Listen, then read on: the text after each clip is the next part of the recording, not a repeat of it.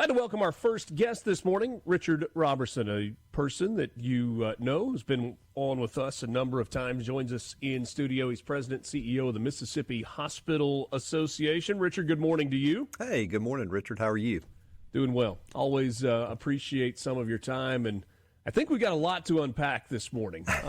We know that, that Congress passed the big, beautiful bill, the One Big Beautiful Bill Act, or House Bill 1, I think, as it is actually technically referred to, and there is a lot in there.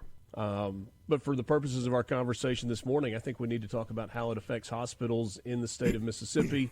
I feel like there are some buzz phrases that we've said a lot that we don't always necessarily assign the appropriate amount of understanding to, whether we're talking about a rural health crisis or Medicaid and Medicare and how all of these things work together. So can we start with kind of, from your perspective, a big picture summary? What does the big, beautiful bill mean for health care in Mississippi? Yeah, well, thanks again, Richard, for having me on. It's always a pleasure to get to visit with you and an honor to get to talk about the great work that our hospitals across the state of Mississippi do every day. Right now we've got doctors and nurses showing up.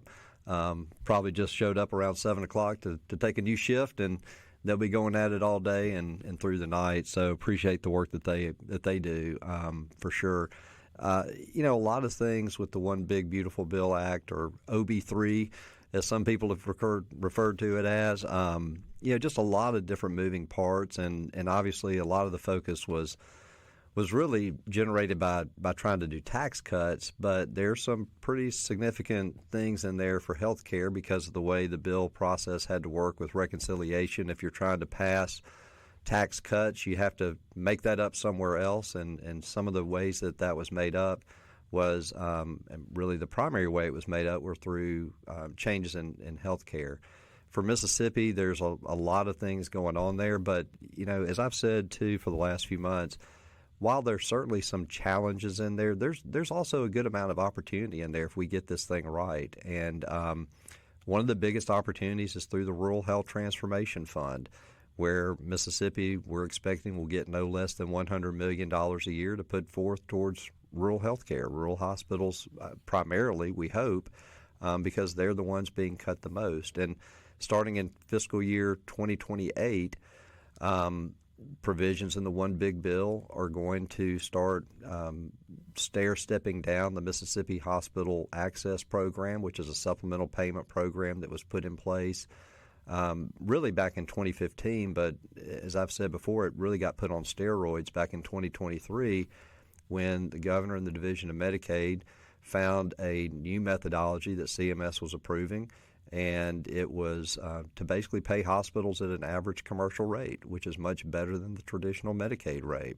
And that has been a lifeline to our hospitals. Well, some in Congress have said that's a gimmick, which we disagree with, but nevertheless, they have started stepping that program down, and we're going to probably lose about $100 to $150 million a year starting in fiscal year 2028 until we stair-step down to about 110% of the Medicare rate.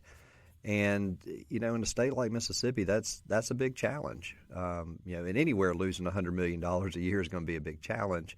But in Mississippi, where we rely so heavily on Medicaid and Medicare as our payer sources, it doesn't leave you with a whole lot of margin. And our challenge in Mississippi for years has been revenue. We do a great job. We are the lowest cost hospitals in the country. I think probably every time I come on this show I say that, but it's true, and it's been true for a quarter century. We're the lowest cost hospitals in the country, but we struggle with the revenue mix because it's primarily Medicaid, Medicare, Medicare Advantage now, and traditionally a good number of uninsureds and very little commercial insurance. So so the program is important, and what we're trying to do is preserve as much of that as we can for as long as we can to help hospitals pivot to new ideas in this Rural Health Transformation Fund. I want to go back to you talked about 110% of the Medicare rate for reimbursement for hospitals. Right. Help me make sense of what that number means. So if you or I go to the hospital and we just have regular commercially available insurance through our employer, we have a rate in which the hospital is reimbursed for services, but there's a different rate that the hospital is reimbursed if the patient is a Medicare or Medicaid recipient. Right. Is that right? That's right. And and typically, a commercial plan is going to pay significantly more than what Medicare pays, and Medicare traditionally has paid more than what Medicaid pays. And just real quickly, Medicaid primarily serves low-income, moms, low-income children, SSI disabled population, those sorts of categories, but it's primarily driven by income. Okay. Medicare is the program that most of us are familiar with for seniors, for senior citizens, and is the prime healthcare provider for seniors. We all pay taxes to fund both of these programs. But for and Medicare has changed through the years, right? I mean, doesn't it cost more for retirees to continue with health insurance coverage than it did 10 years ago, 20 years ago, certainly 30 or 40 years ago? It does, and a lot of that is just the variable copays, and as folks retire, they might have a Medicare supplement plan that's available to them through a retirement benefit, or maybe they go out on the market and purchase that. But the cost of health care has gone up. No doubt about it, and there's a million reasons why that is. But for the purposes of the one big bill, taking us down to 110% of the Medicare rate, when Medicaid since 2023, when the Division of Medicaid put that average commercial rate payment program in place, what that meant for hospitals was, they were now going to get paid similarly in rates to what an average commercial plan would pay. And that was a huge difference for hospitals. That meant about $1 billion in new money. When it all washed through, it was about $800 million in new money that was going to Mississippi hospitals. So that tells you the big gap between what Medicaid was paying and what an average commercial rate was paying. And I'll argue that really that average commercial rate is more akin to a fair market rate, because those rates are the ones that are negotiated between a Blue Cross Blue Shield and a Baptist hospital or something like that. So, so it's going to make a big difference when you start stair-stepping those rates down. So can we apply real numbers to this, like just to make the for a visual picture? So if I go and have a procedure done at a hospital, and I'm just using this as a round number, and it's $1,000 procedure, or at least that's what I've got Blue Cross Blue Shield insurance. So Blue Cross Blue Shield reimburses the hospital $1,000 for that procedure. What would the Medicare reimbursement of that $1,000 procedure be? It could be $800. It could maybe be $900. It's going to be less than that Blue Cross rate, by and large. So it's going to be, a significant difference. And so if it was $800, the 110% reimbursement means that they were getting $880 for that procedure that would have cost $1,000 if it was coming from my insurance, and then Medicaid reimbursement would have been what?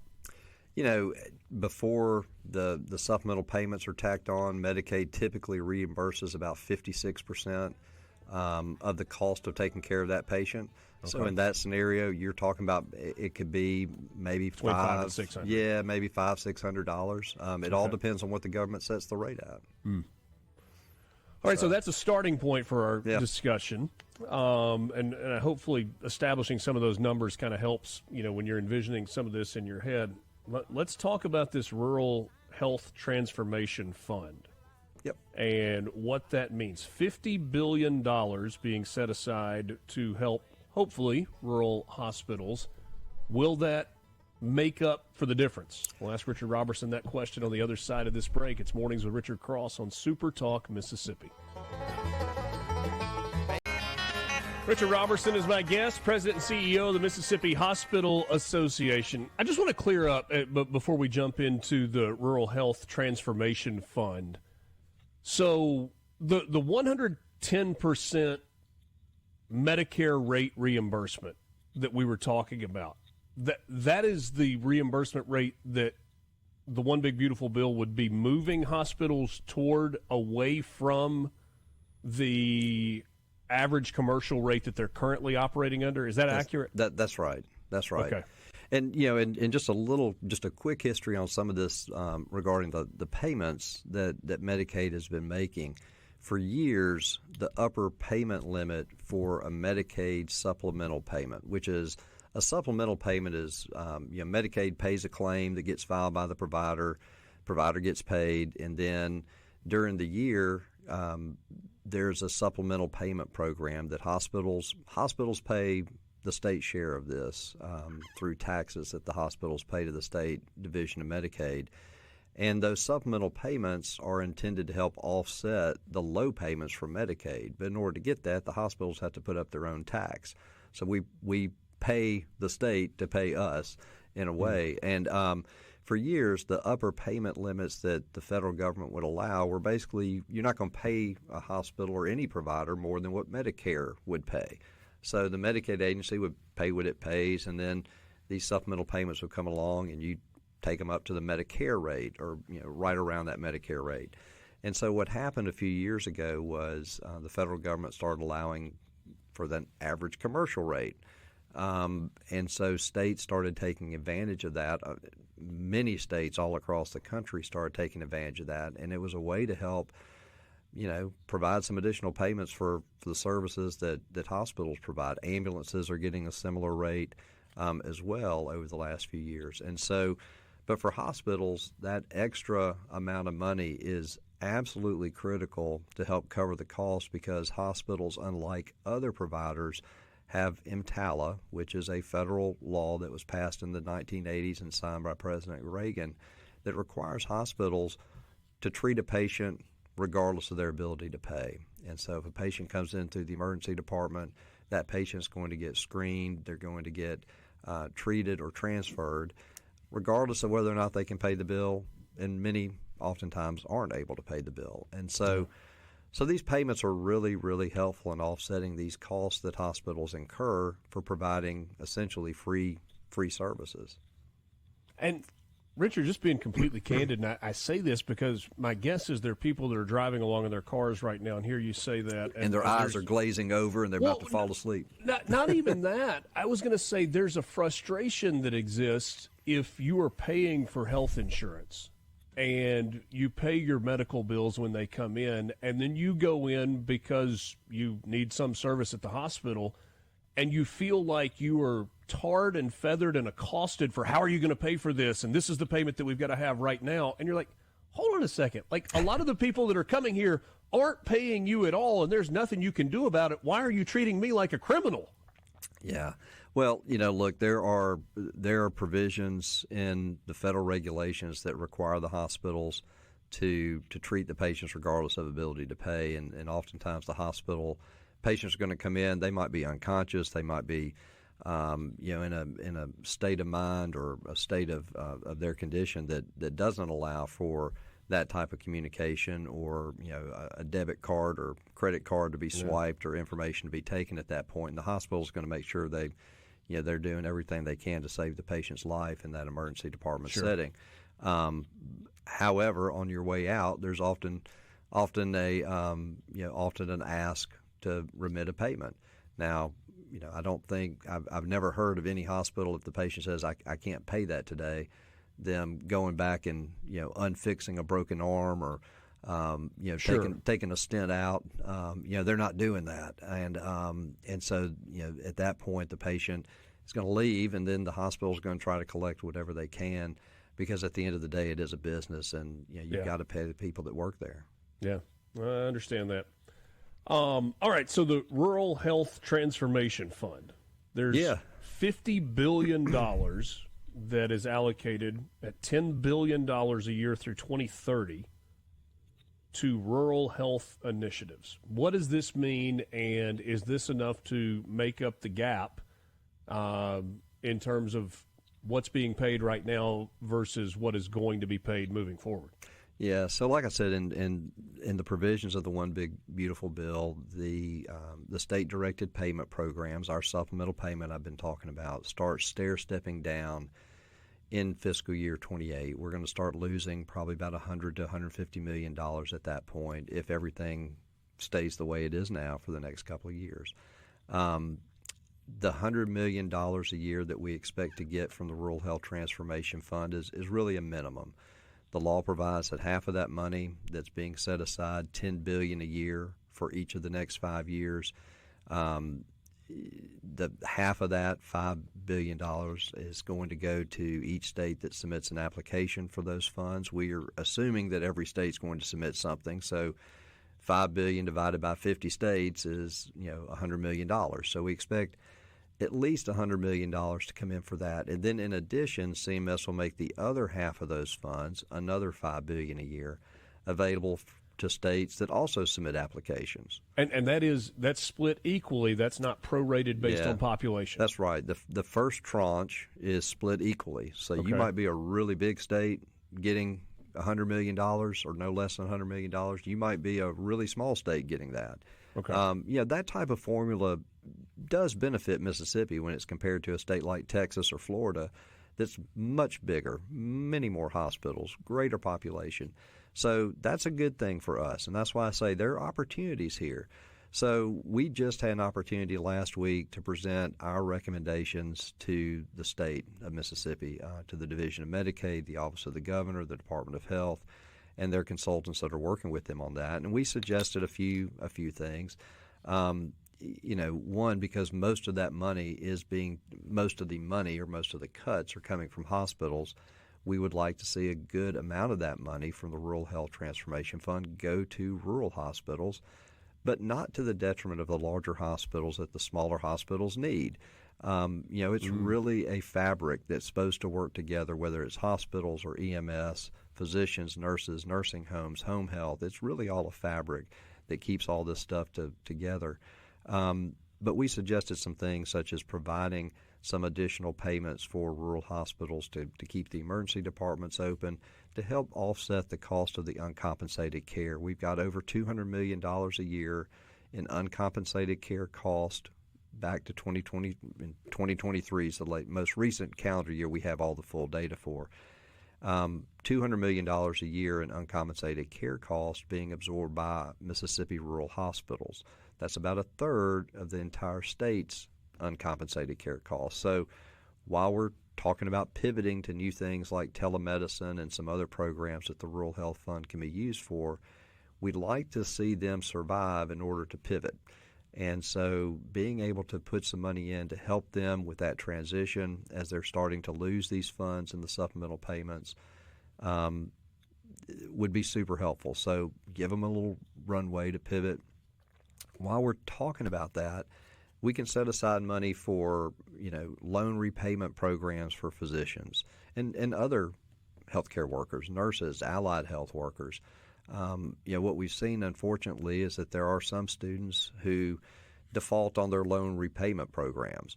But if you structure it so that you get a repayment at the end of 1 year, 2 years, 3 years of work, then it's less likely that you're having to chase money by just paying it off and then trying to get a 5-year commitment out of someone who may, after 2 or 3 years, decide that we're done, we're going to move on to somewhere else. And then the state's left holding the bag, trying to recoup that, and oftentimes we simply just don't recoup it.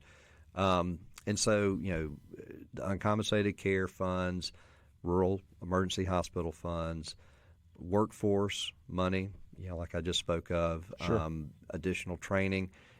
We talk about things like EMS services and providing additional ambulance services. There's some counties across the state that may only have two ambulances in the county. And when one of them goes on a longer run to take a patient from a rural area of Mississippi to Jackson or Memphis or wherever they may go, they may be a truck down for the better part of a day and just running a patient to where they need to go. So additional services for EMS is something we talk a lot about. And then one of the things that I think makes a lot of sense is investing in the ability of all of our providers to communicate about what they're doing with patient care. We've developed a health information exchange that has that type of information that can be used for bed availability, care management, and all these different types of things that can lower the cost and improve patient health care outcomes simply by having providers connecting, talking, and understanding what's happening with their patients. Sounds to me like that $100 million is going to get stretched pretty thin pretty fast. Yeah, and that's the thing. You could there's over 100 hospitals in Mississippi. You could give each one of them $1 million and call it a day. But I don't know that would create the sustainable change that we're really going to need. Richard Robertson, President and CEO of Mississippi Hospital Association. I'm going to hold you through the break if that's okay, and we'll try to wrap this conversation up on the other side as we also wrap up the 7 o'clock hour. Mornings with Richard Cross, Super Talk Mississippi. We're back with you right after this break. When we were talking a few minutes ago about the equal share among states, the $100 million minimum per state as part of this this fund, the Rural Health Transformation Fund. I was thinking, you said, Mississippi gets the same amount of money as Texas, as Florida. Are surrounding states, Alabama, Arkansas, Georgia, Florida, Tennessee, having the same struggle with rural health care that we're having in Mississippi? What we found out through the years is every state has similar challenges. It may look a little bit different, or it may be called a little bit different in some states. But across the country, we've seen challenges in rural health care in most states. Now, there are some that have been mitigated a little bit because of providing additional coverage through Medicaid and the marketplace exchanges, and so those have helped many rural communities. But the challenges of recruiting a physician to a rural community, the challenge of getting a patient from a rural community to a higher level of care at a larger hospital in a bigger city, those are challenges that happen every day all across the country. They're happening in Mississippi and Arkansas and Louisiana, Tennessee, Alabama. We've got some unique opportunities here in Mississippi, though. We're not incredibly spread out like a state like Texas is. We don't have vast parts of the state where you'll go hundreds of miles without seeing another human being. We do have some parts of the state where there are more deer than people, including some neighborhoods in Jackson, I think sometimes. But for the most part, you can get to a provider, you can get to a rural hospital within 45 minutes, maybe 60 minutes, depending on if the bridge is out and if you got to do a go around. But we've got some great hospitals, we've got some great healthcare workers across the state. What we'd like to see this money used for are things that help sustain that care locally. We believe that care is best provided when it's provided locally. People heal better in their hometowns when they got friends and family and church members that can go visit them. Investing in facilities. We've got some facilities across the state that basically were built the last time the federal government made a big splash in rural health care, and that was the Hill-Burton Act back in the 50s, the 1950s. Right. As we're getting closer now to the 2050s, I got to specify that. So investing in capital facilities, building a new hospital in a town, goodness gracious, it makes a world of difference. You've seen it in Oxford. That hospital, beautiful new facility that was just built in the last few years. Tremendous economic growth because of it. So investing in capital facilities can make a difference. Getting those facilities ready and upgraded to take on telemedicine. As we've seen over the last few years after COVID, telemedicine is a wonderful delivery mechanism. It's not for everything. You're not going to necessarily provide every single medical service through telehealth or telemedicine, but you can provide a lot of it. Telepsychiatry is a big deal. If you've got a sinus infection and it's a sinus infection and it's pretty clear it's a sinus infection, you can get an antibiotic and a steroid called in through a conversation over the phone or a video conference with a telehealth professional. Well, you can, and now with this massive development in artificial intelligence, the things that we're going to be able to do using our smartphones and remote patient monitoring from our homes is going to just explode over the next 10 years. Making sure we're connected to the internet, broadband, fiber optic. Fiber optic is almost, in some cases, third world. It's not what it used to be. Everything's moving to satellite. So, so there's a lot of opportunities there where we can connect and harness new technology, new ideas, but give these communities across the state of Mississippi the best outcomes that they can provide, because most of the things we consume in cities is coming from a rural area. Yeah. So we need these rural communities to thrive and be strong, and we're a big proponent of that at the Hospital Association. All right, we've only got a minute left. Let me ask you this as kind of the final straw. Is the best solution for now satellite hospitals? And what I mean by that is, a facility that has some level of emergency service that can see patients and can get transport to larger hospitals if necessary. Is that the best solution, at least for now? I think it depends on the community. You've got some communities that you've got somebody that grew up there that wants to come back and be a general surgeon, and they want to live in that small town. Okay. And if they can sustain that, man, go for it. So I think it really depends on the community. What I want to make sure we're doing is that those local communities get to decide what they want to provide to their people. And if they can go out and recruit somebody that can be a general surgeon, fantastic. If they want to recruit somebody that's an OBGYN to take care of moms and babies in those towns, fantastic. Unfortunately, we are out of time. Richard, I always appreciate your time, and look forward to visiting with you soon. Thank you, Richard. Appreciate it. Have a good day. Richard Robertson, President, CEO of the Mississippi Hospital Association. Obviously, lots of challenges in the healthcare world. We're back after this.